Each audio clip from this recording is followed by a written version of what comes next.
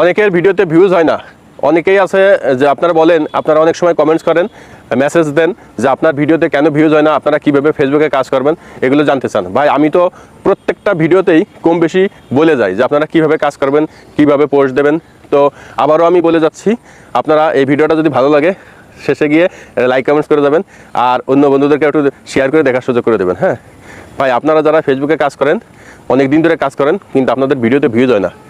ভিডিওতে ভিউজ না হওয়ার মেন কারণই হচ্ছে আপনারা করছেন কি, আপনার আইডিটা অতিরিক্ত স্প্যাম করে ফেলেছেন। অতিরিক্ত স্প্যাম করার কারণে আপনার আইডি রিচ ডাউন হয়ে গেছে। আর রিচ ডাউন হয়ে যাওয়ার কারণে আপনার পোস্ট, আপনি যাই পোস্ট করেন ওইগুলো ফেসবুক বেশি একটা মানুষের কাছে পাঠায় না। ঠিক আছে, যে আইডিগুলো এরকম রিচ ডাউন হয়ে গেছে সে আইডিতে বেশি একটা ভিউ হয় না। আপনার ফলোয়ার যতই থাকুক, লক্ষ লক্ষ ফলোয়ার থাকুক, রিচ ডাউন হয়ে গেলে ওই আইডিগুলো তার ভিউজ বেশি হবে না।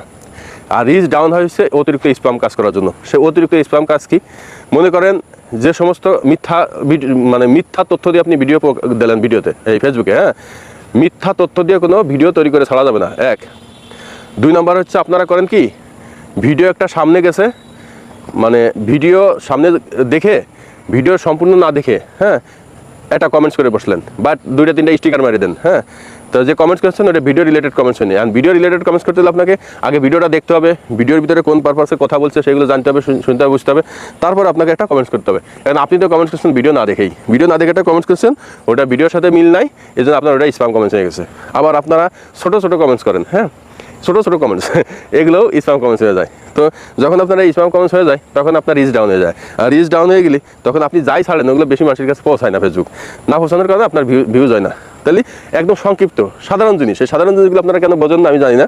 আমি প্রত্যেকটা ভিডিওতে কম বেশি বলি যে আপনারা অতিরিক্ত স্প্যাম কাজ থেকে বিরত থাকবেন।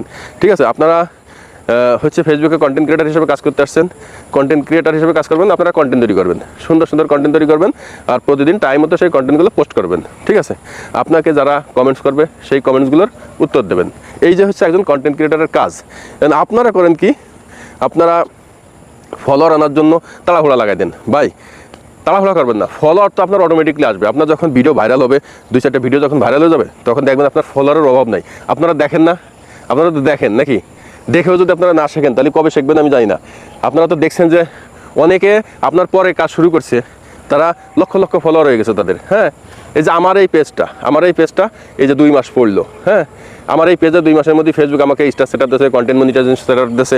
আল্লাহর রহমতে আপনাদের ভালোবাসায় কিন্তু ভিউ হচ্ছে। ঠিক আছে, ফলোয়ারও বাড়তিছে। তো আমি তো জিরো, আমি তো দেখেন আমি কি কাউকে ফলো করছি, তারপর তো ফলোয়ার আসতেছে। এগুলো ফলোয়ার আপনি যদি ঠিক মতো কাজ করেন, আপনি যদি সঠিক রাস্তায় কাজ করেন, ফলোয়ার ফেসবুক অটোমেটিকলি আপনার আইডিতে জমা করবে। ঠিক আছে, অটোমেটিকলি আপনার